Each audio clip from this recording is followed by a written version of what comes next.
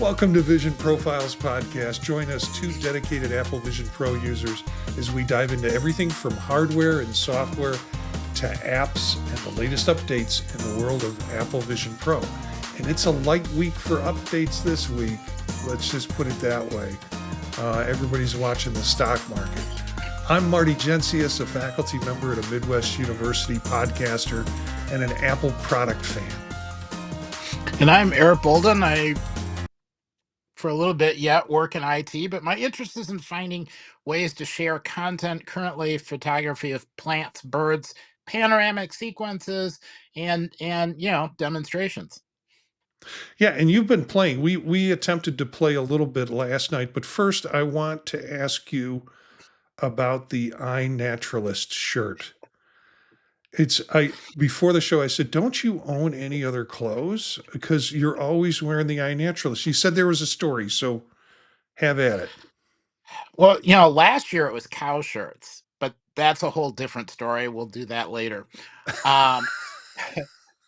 So it turns out there's one version of the Apple of the iNaturalist shirt that is super comfortable, isn't too warm, and I like a whole lot. So I thought, well, I'll just order some more. And so I ordered another set and it wasn't right. And then I thought, oh, it must be the premium blend, something or other. Fine, I'll order that. So then I ordered that. Nope, it's not that. I have no idea how to get the same kind of shirt because I have 4 that are nice and 30 some that aren't quite right. So Yeah, I get that. I mean, I have a series of shirts that I really like to wear, and I wear short sleeve shirts even in very cold weather because I just run hot. And yeah, there's one brand that I found that I buy from Amazon, and it's kind of the other thing is it's not tapered. It's kind of I don't know, square at the bottom. And yes. I like wearing those. I don't want to do tapered because then I have to tuck them in and then the belly rolls out and all of that sort of stuff. But they're kind of dress. They're kind of light dress shirts. I can wear them Oh, at conferences and yeah. stuff like that. But yeah, that one looks like it's a little too washed out. Time to go purchase another one. Or this year they shrink a little bit and I don't.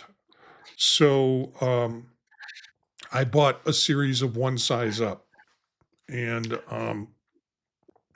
they might look a little large on me now, but they will shrink a little bit and I won't. So I get the finding a shirt that's comfortable, that works for you. So yeah, so iNaturalist, and you have your choices with that in terms of what you like to do. Anything new with you this week? Anything in your life that's Um, not really. I This was a week of trying to figure out how to take pictures of demonstrations because there are a lot of them. They're everywhere and they're oh entertaining. And I want the signs. You got signs that are in back and in front and moving around, and little kids on shoulders and all that kind of stuff. So um, I thought it would be kind of interesting. you So were you were out photographing for the resistance, is what you're saying. yeah, yeah. It's and that and trying out new coffee shops because one can Okay. never have too much coffee. That's good. My work week was pretty much the same.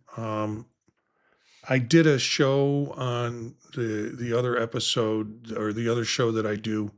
I did an episode from my automobile and Mm, recorded it entirely with my son from my automobile on Gear Up and Go. And he picked me up at the airport, and it was basically talking about the trip that I'd just been on and what gear I used and what problems I had with the gear that I used. And mm. so we cut another show this weekend, and then he tells me he's going on a trip this Sunday. So I think we're going to do a second show from the car just because the first one, the first time we used DJI microphones and wireless, and they worked out fairly well. But I got myself a set of Rode mini mics. I guess they're their wireless version for the same purpose. And so we're going to try and shoot it with and do the show that way. So, I should be focusing on work, but instead I'm having more fun playing with technology. So it goes. All right, so let's talk about what's going on with Vision Pro and what has happened this week in Vision Pro. When was it last week that the beta came out? Was it last Monday? Yes. Okay, But so yeah. we had just gotten it before show. And still, there is very little news about what it is. I think what changes are occurring. The article from Mac Observer, and I think they're right on target with this, is they're saying, hey, we're at 2.5 right now.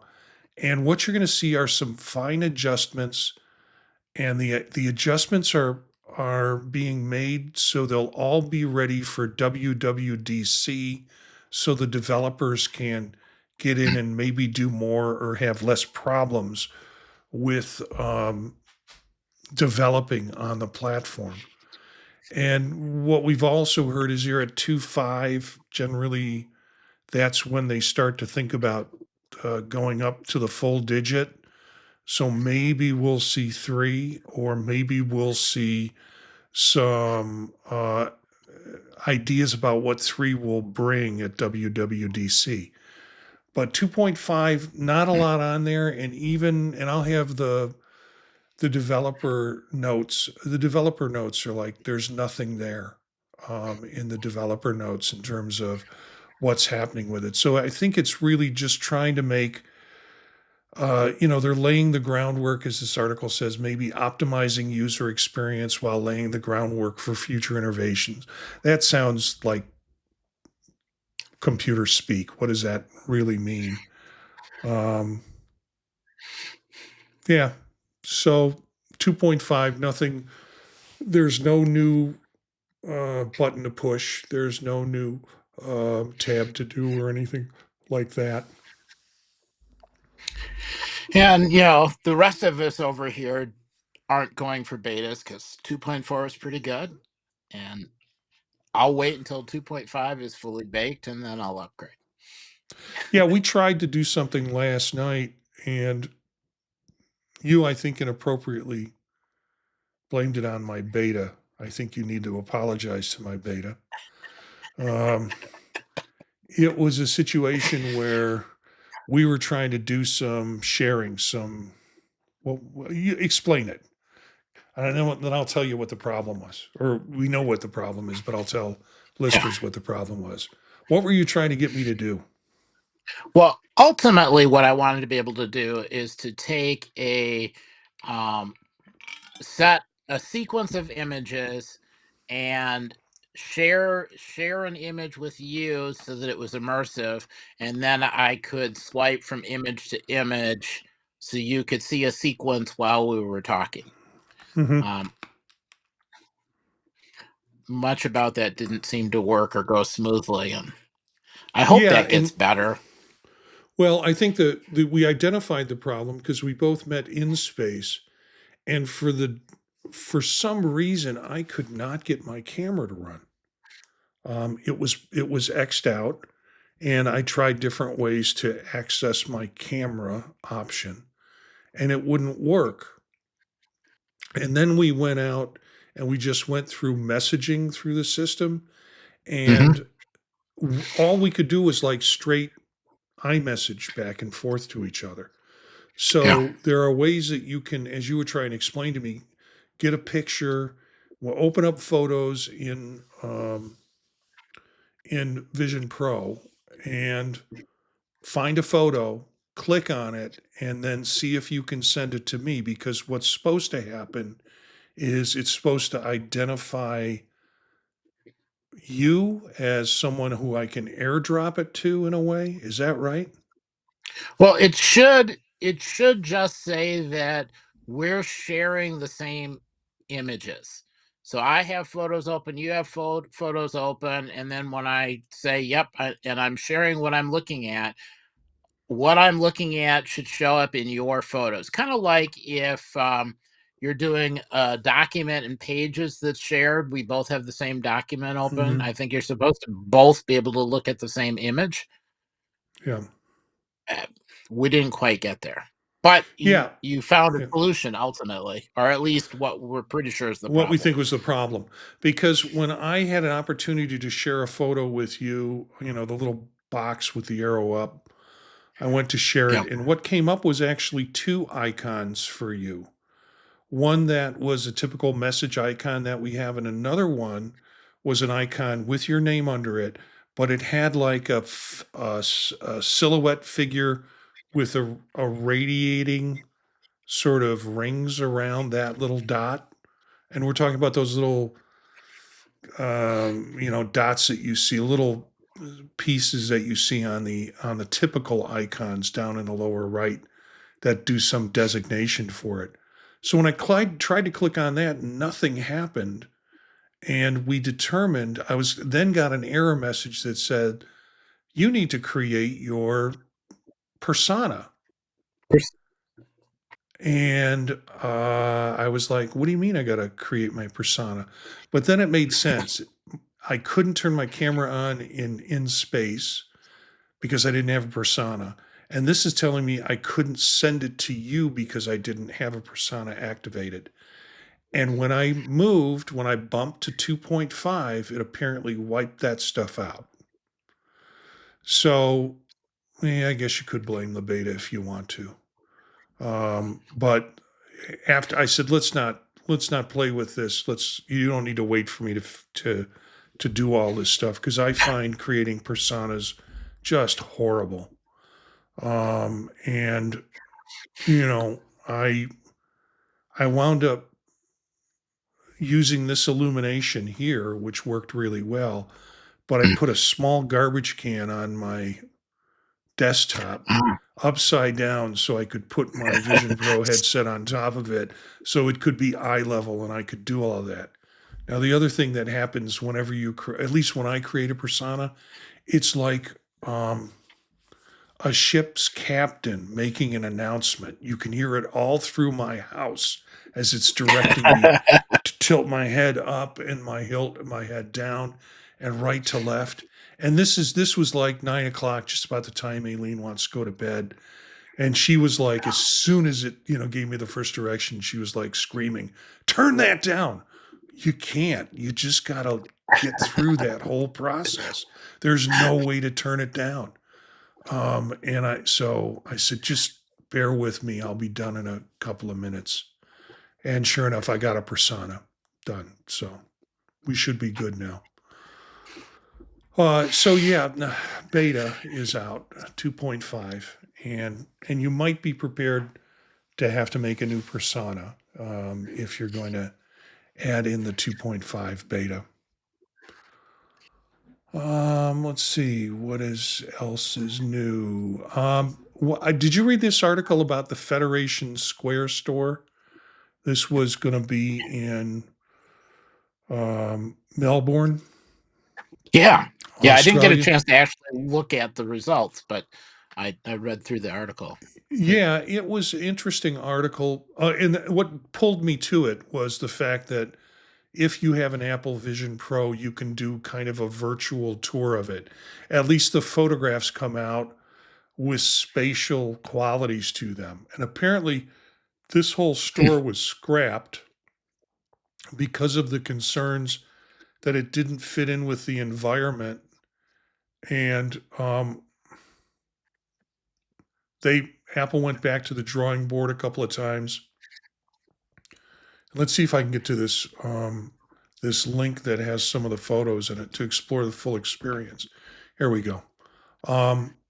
It looked as if Apple had made an attempt to get in with the environment, and this is an overhead shot of the other buildings in it, and it's kind of like op art kind of crazy designs on buildings. And Apple did some redesigns on it to add in some of that within its own style, and it still got rejected. So that store is not going to be part of the.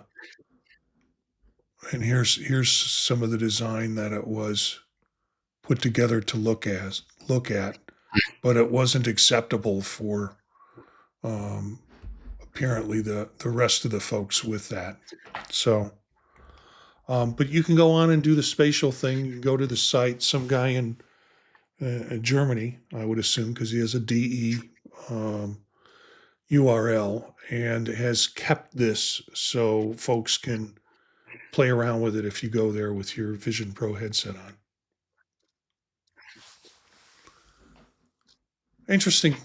Um, have you been to many Apple stores? Have you been to ones? Mm, maybe 15, Really? Wow. 16, 8, 18, 18. Okay, just name a few. Mayfair in Milwaukee, the Apple store at Hilldale, which was moved from the Apple store at Westtown in Madison, the Apple store in something about a hallway with Roman columns in Vegas. I don't know Hmm. exactly, but I was missing my phone at the time because I set it on top of my car and drove off and it fell off my car. And yeah, I needed a new phone. And was like halfway through my trip across the country. So let's see. A bunch of stores like the original Apple store at Infinite Loop, and then the Oh, Apple store at the Spaceship campus, and there are two different ones that are really close to each other in LA. And yeah, I'd have to spend more time going to the yeah. other ones, but yeah. You know the Infinite Loop one. I when we went to California, Aileen and I went on a trip out there, and we're going to drive up and down the coast. It was like she said, "You want to go to Cupertino?" And I'm like, "Yeah, I gotta go to Mecca."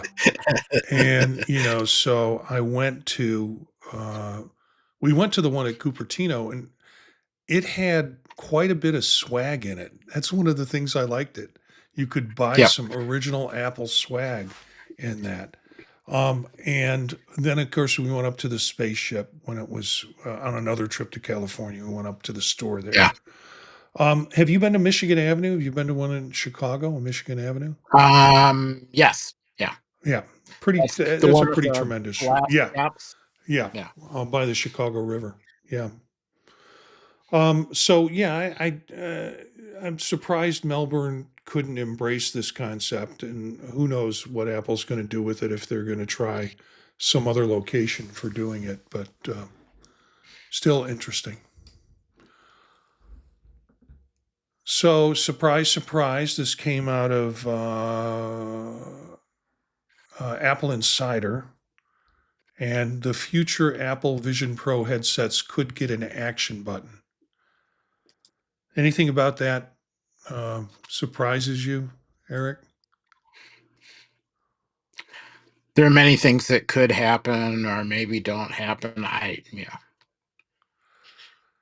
Yeah. So there, from what I could determine from the article, there had been some talk about it being like a touch strip on the side of the headband.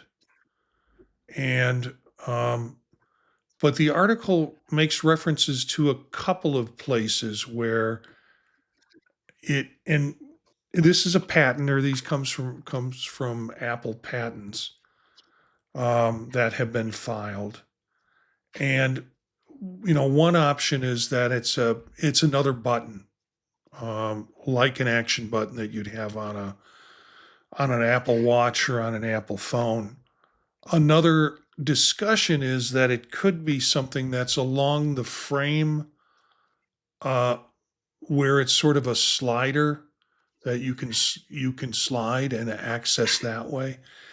We've seen that on Google Glass. We've seen that on other current glasses have those same kind of things like Meta and the Echo glasses have the same kind of touch and sometimes slide with them. We even see the touch and slide with AirPods. But this is interesting to think that it could be a touch and slide. But they talk about it as like along the aluminum frame is one of the possibilities for it. That would have to be, in most cases, it would have to be a Vision Pro 2, unless it's on the head strap and they're going to sell us new head straps that have other controls with it. So, yeah, Gern, I would just thanks. take a nice fast port. Yeah, Gern, I was in the Apple store, and I was in Kuala Lumpur and also Singapore before the Apple stores were popular or were even considered being built there. But when they talk about the one in Singapore, it is a very cool harbor location for it to be at. I remember going around that harbor in Singapore, and I got shuffled around Kuala Lumpur. There was a large shopping district that somebody took my hosts took me into, and they knew I was an Apple product person. But the only computer store they could take me to was a Microsoft store. And so they took me into this thing, and they're like, well, we can't take you to an Apple store, but we can take you to a Microsoft store. So thanks for mentioning that. Anyway, yeah, it's interesting. I think they're going to try and come up with more functionality, not just gestures, but other things that you can do. And or at least they're locking in the patents. So if anybody else tries that, they can get into a patent war with them. A couple of articles that were similar when I looked at the context. And this one we might have mentioned, or I might have seen last week. What Vision OS 3 needs to fix before Apple Vision Pro becomes mainstream. I can't say I don't disagree with a lot of this. I've never had app performance and unstable performance and crashes. Have you had any of that, Eric? Every once in a while I'll get an app that's got a problem. Usually it's just the app needed updating. Yeah. Sometimes it's because I was doing a lot of stuff at the same time. But yeah, it's actually things have been pretty stable for quite a while now, at least for the apps I'm using.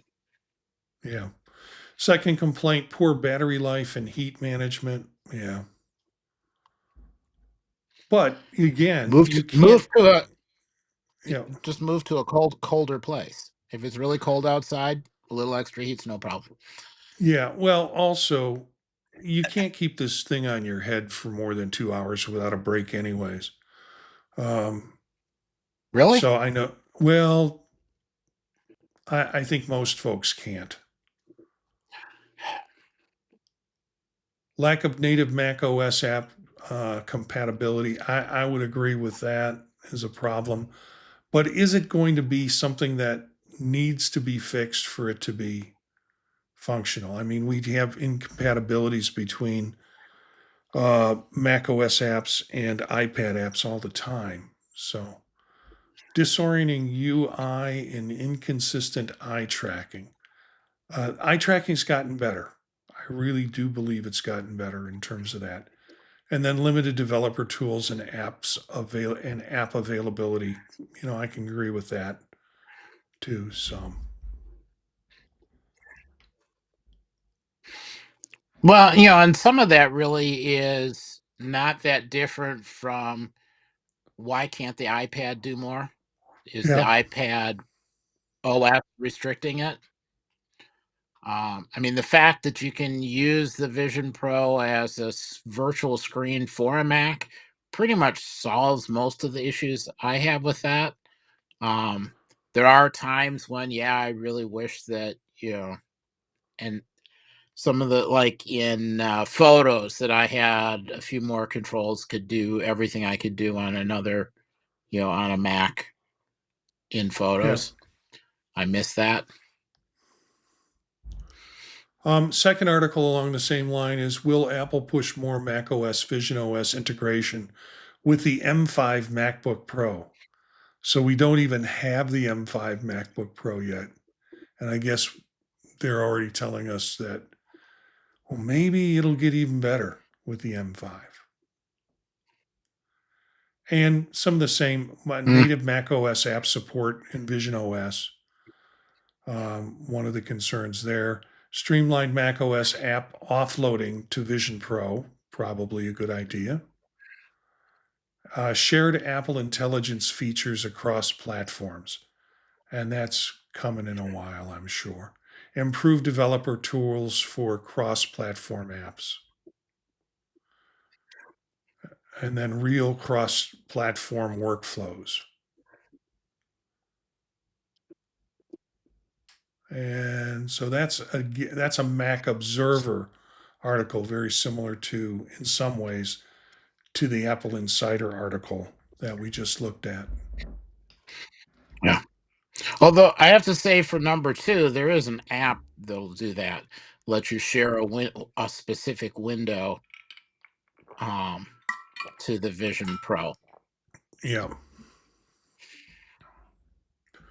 they just want that But yes, it built would be into nice to the have that operating native. system. Yeah. Yeah. I'm always looking for new ways, and we're kind of be moving pretty much into kind of the entertainment and app portion of the show. After, I think, after this article. Um, this was something that came out of Engadget, and it's another set of wearables. And it's sort of like what I want out of a wearable, a walk around wearable for me. Hmm. And these look interesting, a little bit too pricey, I think, for what it does. But it does some cool stuff that other glasses don't do. Even Reality's GI, um, limited but effective smart glasses.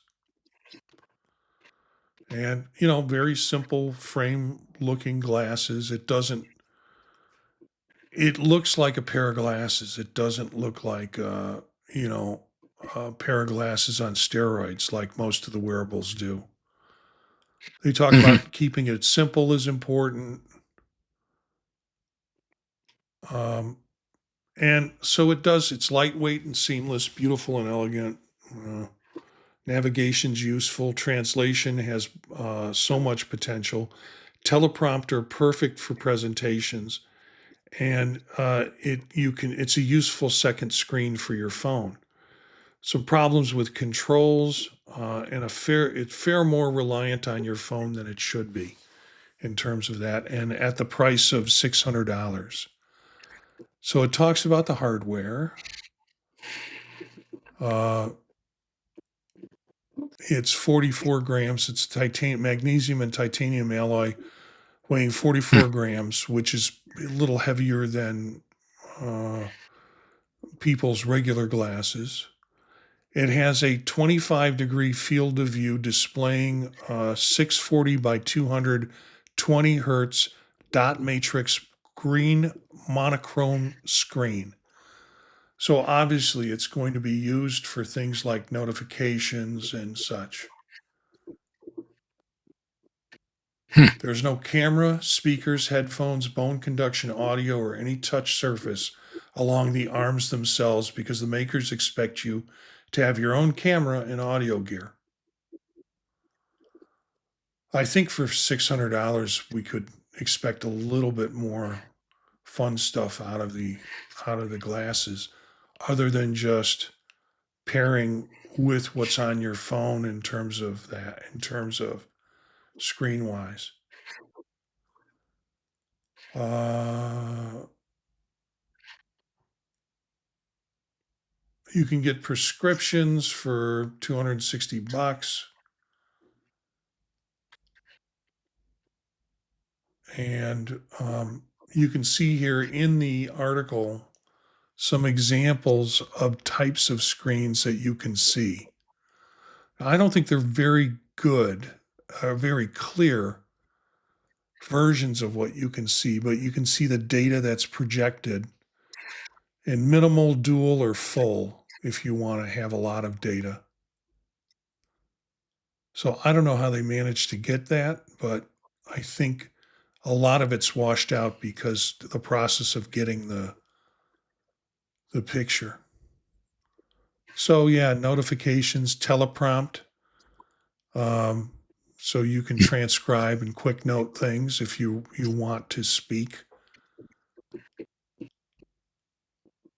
and then Hmm. translation and navigation. 2 buttons, one on each temple or tip, which will let you engage even AI or quick notes to scroll through notifications. And then the battery life. I think the guy says here it was like a day and a half, and he considered Yeah. himself a heavy user. So, what do you think, Eric? Well, they managed to have a clock. That would the date and time. That's really the part that I want. Yeah, but you got that on your wrist, and you got that on your phone. Yeah, but imagine not having to lift my arm up. All that energy I save, it's just right there. I don't know. I besides the clunkiness of Google Glass when I had a pair of them, and besides the fact it freaked out everybody when you walked into the room wearing them. And these were, I got them as a way of supposedly using them in the classroom. I mean, there was an educational push for you to be able to create video of your teaching in a classroom for like supervision of your teaching. And Huh. I got them because I had some grant money left over, and it just freaked people out. Um, you're going to wear them into the bathroom, and you're going to take pictures of me in the bathroom. First of all, what the hell are you doing in the bathroom? And secondly, why do you think this is my sole purpose in wearing some technology? So I can get pictures of you, what, fully undressed in the bathroom? No, it doesn't happen that way. So, but yeah, two things doomed that product. One, it was a Google product, so it's not going to be around. And two, it was the publicity around having the availability to shoot video. Now we have the Meta glasses, and nobody seems to complain about those. Although we have a little dot, and you had that I think with the Google Glass. You had a little indicator that you're shooting video now Hmm. on it. So, all right, let's get into some of the fun stuff, or the kind of media stuff. And you put this up as a option for discussion, and I had watched it and forgot to think to talk about it. Did you watch this Yankee Stadium? Yes, although it was So last week, so yeah, it yeah, it was it was good. I mean, 13 minutes. I still would like to see a little bit longer, but it covered a lot. There were people. There were you know you got to see kind of behind the scenes. You got to see some history where they recreated in depth a previous stadium and the current one. right. Um, and you get to see kind of some indications of what sports might be like, kind of like the F1 racing, where it's a miniature version of the track with something happening. This one you could have the real field and then a miniature one that could show ball trajectories and other information. That concept's kind of neat. Yeah, and you get that with Friday Night MLB.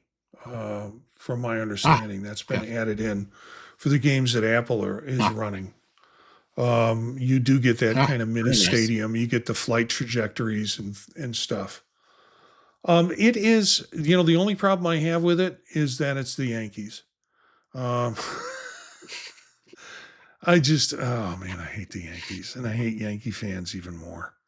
The Dodgers are my second hate, um, because they have just spent a lot of money and bought a team, and it just everybody else are just also rans.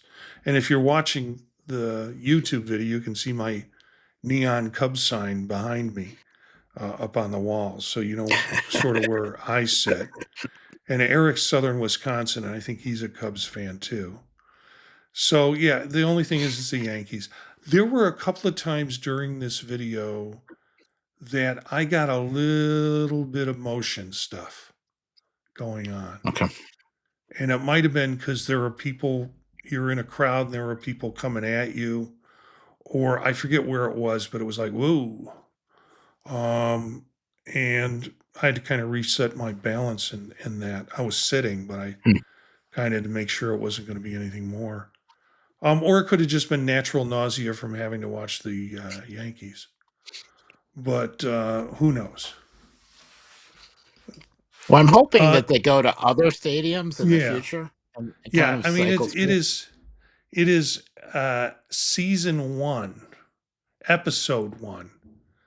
So it makes you think there's going to be more episodes, and hopefully it'll be episodes at other locations. Like, for example, maybe the stadium that was voted by Sports Illustrated to be the #1 stadium that people really like and want to go to. You know what stadium that was, Eric? No idea. The Cubbies, Wrigley Field. Yeah, Sports Illustrated did a survey, and people like Wrigley Field. So it'd be cool to see that. If this is truly a season 1, episode 1, or we're going to hang on the vine through the whole thing, and it might be because Apple's setting up in different stadiums for different games that they can evolve this into a whole series of different teams with Well, I that. figure they have to go out and film in a few spots first, so that they Yeah, can kind of practice and perfect things before they get to their favorite stadiums. yeah. Okay, let's go on to this thing that just came out today. I think, yes, it's dated then. At least the notice about it was dated then. That you were really excited about, and when I kind of put the notes together this morning, and then you added them in this afternoon, it was like I got to check this out. This is you say sort of what I've been asking for, an Apple Vision Pro immersive video library to kind of manage Yeah. stuff. Why don't you talk a little bit about that? And I might pull the app up, although I just loaded the app, 3 minutes before the we started recording this episode. So why don't you go ahead and talk about first what it is, and then I'll try and page through the article. And if there's anything in So, there that we can add. and there's a separate set of documentation in guide form, kind of describing the setup and use as well. So the Apple Immersive Video Utility, it's the same app, but you download it on your Apple Vision Pro and on a companion Mac.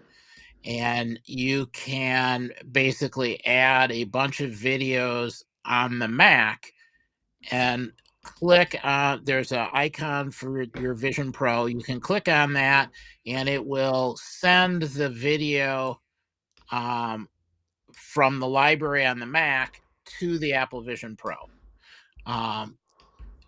There's some reference in the documentation that you can use the developer cable to have a faster connection.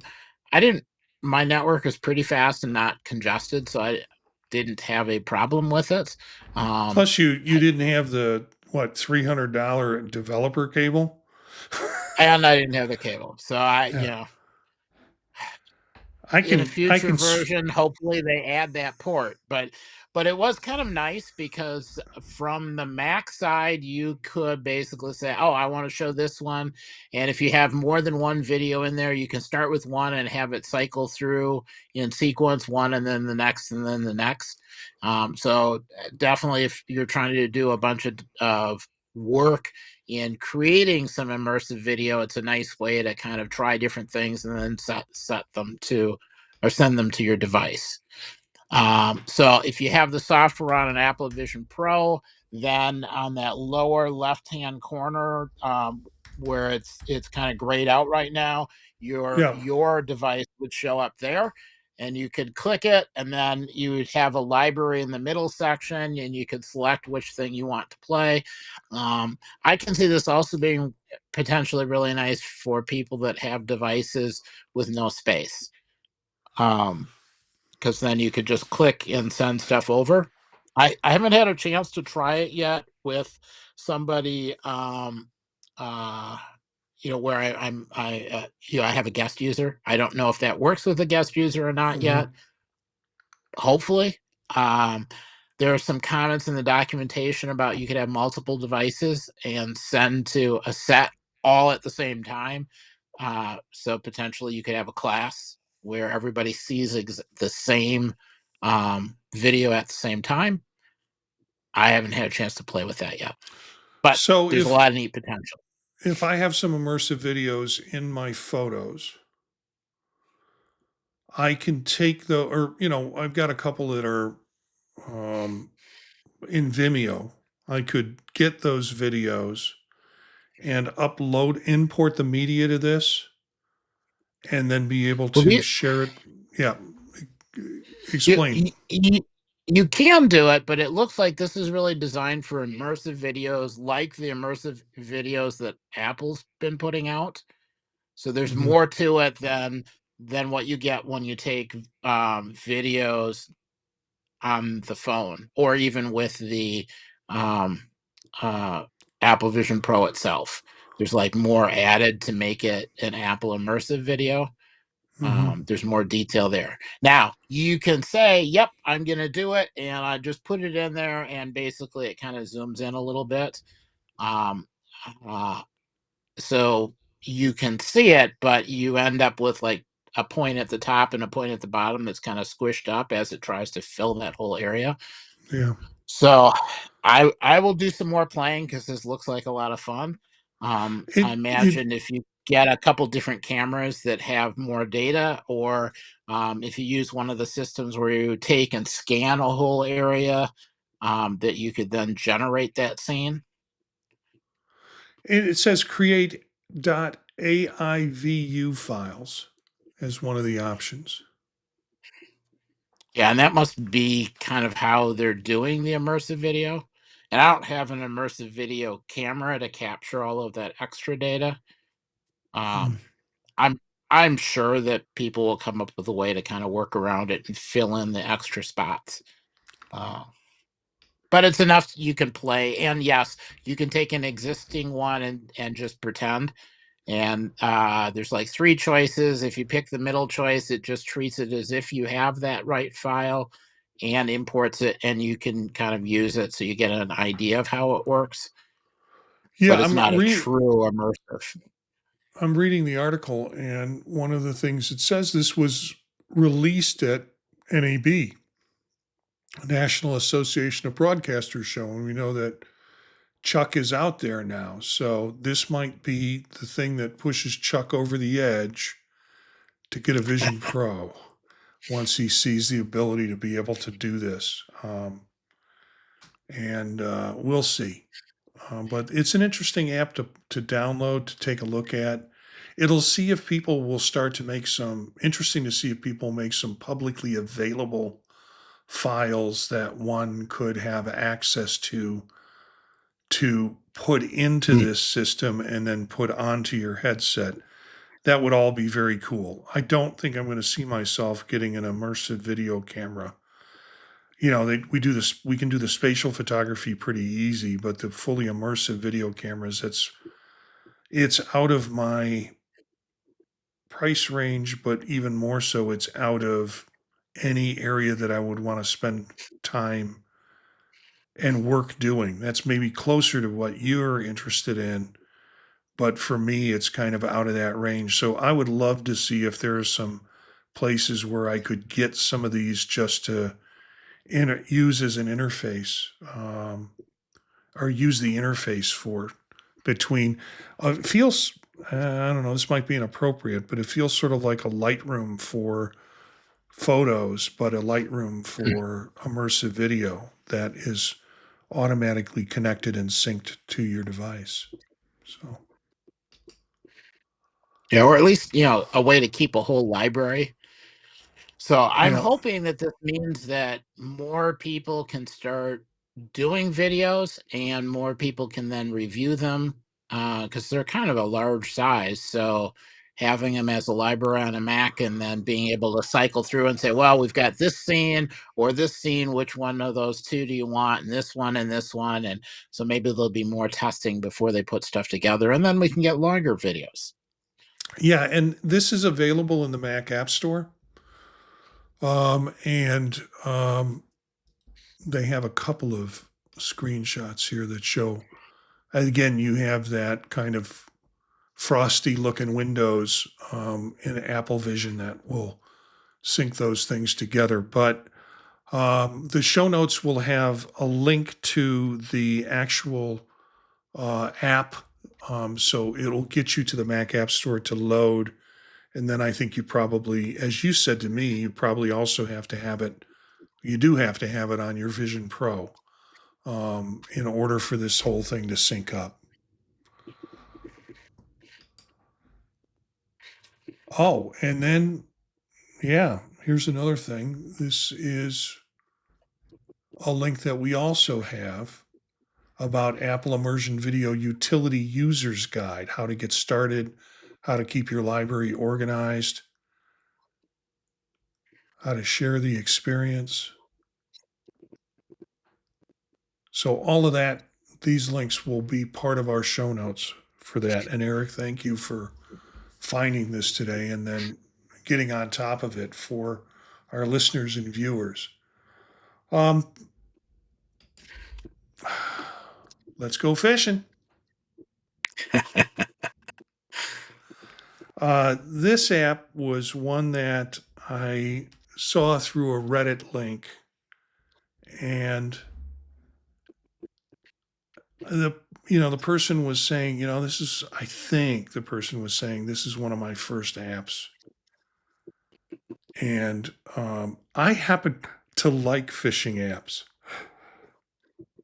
And you might think that's weird, but I'll go back to the link and we can talk about it. But I have a Meta Quest 3, I have a Meta whatever it is, SC, and my son has them now, or he's wanted to borrow them to play with them for a while. But the apps that I like, I don't like the kind of high energy running visual stimulating stuff. Just put me in front of a pond and fish. And Meta has the hand controllers and it works really well. And they've even gotten away in some of the apps where you can put the hand controllers down and it just uses your hand positions to be able to do it like it is now in this Fishing Haven app. But yeah, I can sit in a chair and fish, and then each fishing app kind of has its different energy level. This reminds me more of a higher energy level fishing app, in terms of what's expected of you in the process. Some of them get really complicated where you pick the lures and you pick this and you do that. It's really for someone who likes fishing and then doesn't want to go ice fishing to be able to fish in their living room in the winter. So some of them get real complicated, and some of them are just like, let's go to this fishing hole, see if you can catch 4 of these different fish. And I'm saying it with a Southern accent because it's the app that does it that way. And so it's just like relax and listen to sounds and listen to nature and practice fishing. So This one is, did you yeah, capture anything? no, Did my you line did, kept breaking. oh, Um, wow. yeah, I mean, I was able to hook. I just could not keep it running. So let me go to the App Store preview, and I think we have some like this looks like it's active. There you go. Really, I'm pretty impressed with the surroundings, and I think it's all kind of flat frame, but I'm just really pretty impressed with how this works. Hmm. And that's all because the line probably broke. Um,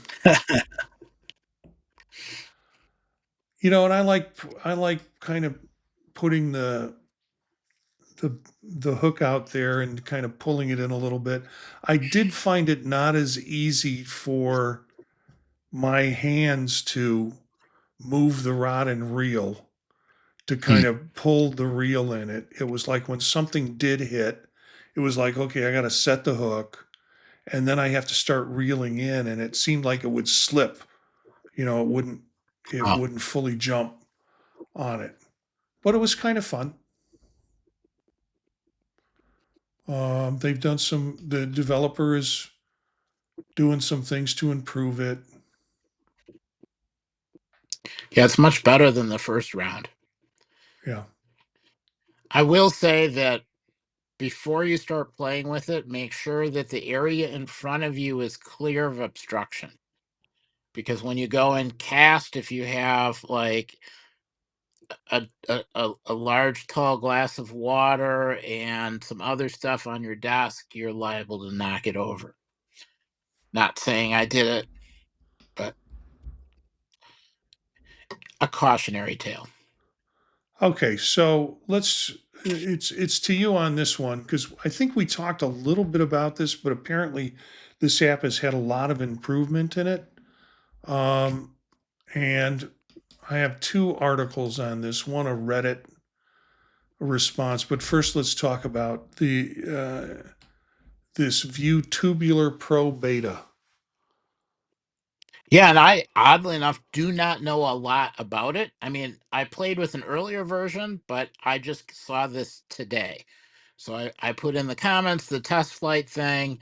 I was able to grab it. It looks like it's one of the issues before is if you had you couldn't see enough of the interface to deal with comments on an active stream, um, Yeah, or to be able to, if you paid for YouTube Premium, you couldn't see your downloaded videos. This seems supposedly it's fixed that. So I figure we can at least mention it and how you get onto the test, and you know I'll take yeah, more of a look later, but I didn't want to miss mentioning it. yeah. And this is, I think, from the developer on Reddit. And I've added some great new features recently, including the query playlist system, desktop view mode, offline videos, um, ambient lighting for full screen videos. So this is essentially a YouTube player. Am I correct with that assumption? Yes, yeah, but much And more feature complete, and you can yeah, use it in more circumstances. and if I remember correctly, it's free at this point because it's in test Yeah, flight. right. Okay. Yeah, I remember us touching on. I think I loaded it through test flight, and it's on my headset. And I probably should go back in and see if this piece has been updated because when I first saw it, it's like, Mm. okay, it's a YouTube player, and I've got to put the URL in and all that stuff that you would do to get to YouTube, or I need to sign up my account so I could get to it. So this last one is, I've never been a big fan of home automation, but I know folks really like it. And so talk about this because you add this in. So yeah, so I added it in. I still need to do some testing in it, but the reason I put it here is this is one of the only ones I've seen where you can slap virtual controls on various walls, reboot your device, come back, and the controls are still there. Ah, And that was interesting. No, I have not fully tested it. I oh, have but no you idea if it really works that well, but I figure everyone should get a chance to try it at the same time I'm trying it. So there it and is. it has an iPad and an iPhone. I have heard of HomeRise before, and I think when I my attempts at doing home automation, it might have been Jeff Gamet or someone said, "Oh, you need to use the HomeRise app." Hmm. Um, and that's the iPad and iPhone version, but apparently this Yeah. Apple Vision version allows you to do some things that are pretty cool with it. Risk control for your smart house, um, connecting widgets in the room, and just all sorts of different things that are possible, but within the Apple Vision environment now. So for those of you who are into home automation, take a look at it and put it on your Vision Pro. You might have been familiar with this app prior, um, when it was on the iPad and the iPhone. So, anything else? No, that's all I've got. Hey, we do our 50th show, our 50th episode next week. And Daniel will most likely be here. I'm going to ask Dave Ginsburg if he'll join us for the show because he's been on a couple of times and has a Vision Pro. And we'll just kind of have a little, I don't know if it'll be a longer show, but it'll be a little bit larger. And it's always good to have other people in here to add in some context. And of course, the folks in the chat room. So I hope they will join us and be available to contribute as we do with our 50th episode. It's kind of fun when you think Yeah. about it because we started this 50 weeks ago, or 49 weeks ago. And you and I just kind of agreed to do it. You took a leap of faith and said, yeah, okay, yeah, I know he does some podcasts. Let's see if we can do this. And it's evolved quickly into this video stream piece and, using Ecamm as a bridge for it. And then having great folks like Daniel, and we had some other guests come in early on that were fun. And we still like guests. I mean, so if you're listening and joining us on the chat room and you have a headset and you can make it in, let us know and we'll bring you in. I just need to set up another square in Ecamm for us to have you on camera and have you part of it. So we'd like to extend that to folks. But 50 episodes, and it seems like it's happened so quickly. Other podcasts that I work on, I work with groups of folks, and sometimes they can't make it, or the holiday has been, or they can't do this, or they're traveling. And so 50 episodes will take much longer than it should. But Eric, you've been really great and dedicated to this. And I think there Yeah. might have been one show you didn't make.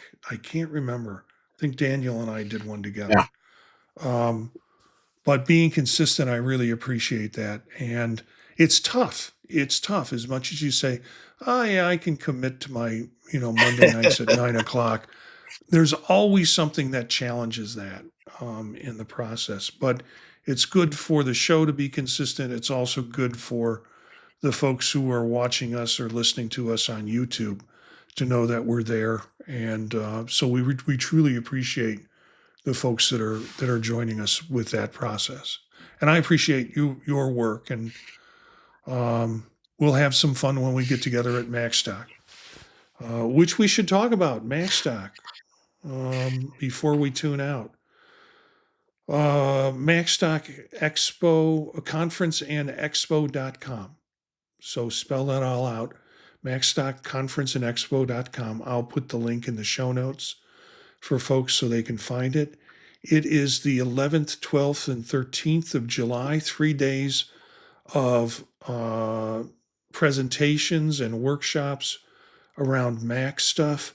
They're 45 minutes, which is really great because some of the workshops are longer. They're 90 minutes, but the 45-minute, which is the bulk of what we do, are great because if you're not interested in something, it's not sucking you in the whole morning. It's 45 minutes, and the next person will come up with something that you might be interested in. But all of it's interesting, but some of it's like, yeah, I'm never going to do that, but it's interesting to hear how it's done. It's well worth it. It's a smaller conference, and by smaller I mean around 100, which means you get to meet people and know people and have just great conversations with them during the conference. I went to one that had 3,000, and I avoided every large gathering that I could because of the noise and because of it's just crazy. This is like very, very cool. So it's in Woodstock, Illinois, which is why it's called MacStock. And not Woodstock, New York. Don't go to New York. It's Woodstock, Illinois, which is around Lake Geneva, north central Illinois, about 40 minutes outside of Chicago. So you can fly into Chicago and get out there without too much trouble.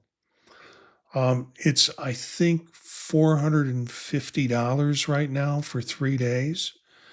It's all in one hotel, so you can stay in the hotel, and the hotel price is very reasonable, extremely reasonable for greater Chicago area.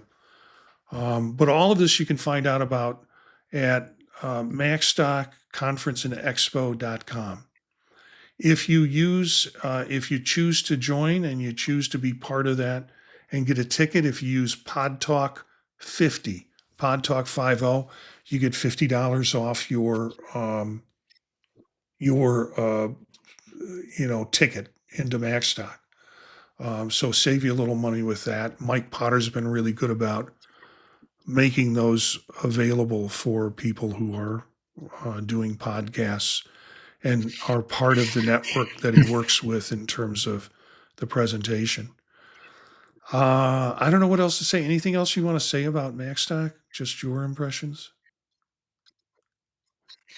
No, other than there's the regular stuff during the day, and then there's plenty of time to talk to people at lunch, and then sometimes there are other get-togethers in the evening. Like last year, we did sort of an ad hoc play with the Apple Vision Pro, and that was kind of neat because a bunch of people brought their Apple Vision Pros, and we had ours, and everyone was all in one room, so we got to try stuff with a whole pile of other Apple Vision users in the same Yeah. room. It was kind of neat. Yeah. And that frankly was a surprise because I thought it was going to be you and me running the room for the evening and maybe not a lot of people showing up.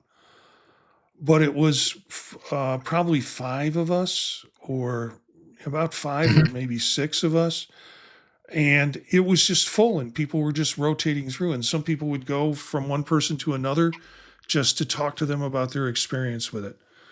So there'll be Yeah. things like that. I know Ecamm is going to be doing some things in terms of breakout and training. From what I understand, they're going to have a breakout room that if you're interested in Ecamm, that you can go there and learn about them. But it's a great experience. MacStock Conference and Expo.com.